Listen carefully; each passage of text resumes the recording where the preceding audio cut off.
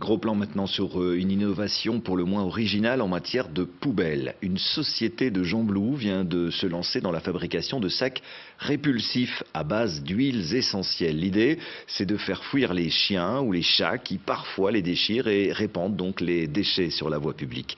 Olivier Pierre, Alain Angardi. Chiens et chats, mais aussi corneilles, renards ou rats. Selon les inventeurs, une vingtaine d'espèces d'animaux et d'insectes pourraient se désintéresser de ces sacs poubelles répulsifs dont la production vient de démarrer à Gembloux. Le secret, un cocktail d'huiles essentielles intégré au processus de fabrication d'un sac classique en polypropylène. On s'est dit on va utiliser le potentiel des animaux, c'est-à-dire leur olfactif. Et donc on s'est rendu compte que certaines huiles essentielles pouvaient faire fuir les chiens, les chats, mouches, moustiques, rats, souris, pies, goélands et effectivement les corneilles. Et donc voilà, c'est pas d'hier que les huiles essentielles on les utilise. Donc ici on les applique sur un produit de la vie de tous les jours.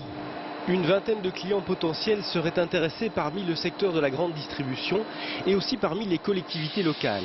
8 pays d'Afrique seraient également preneurs pour lutter contre la prolifération des moustiques, vecteurs de maladies.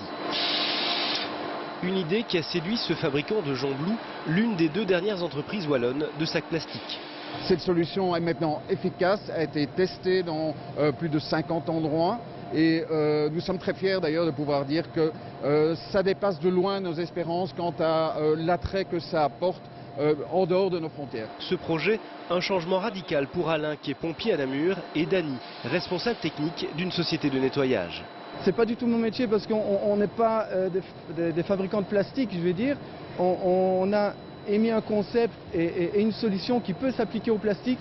Donc j'ai vraiment dû apprendre depuis ces 2 dernières années à étudier le plastique. Si leur sac poubelle repousse les animaux et les insectes, les 2 inventeurs espèrent bien qu'ils piqueront la curiosité des visiteurs du salon des mandataires à la mi-février à Marche.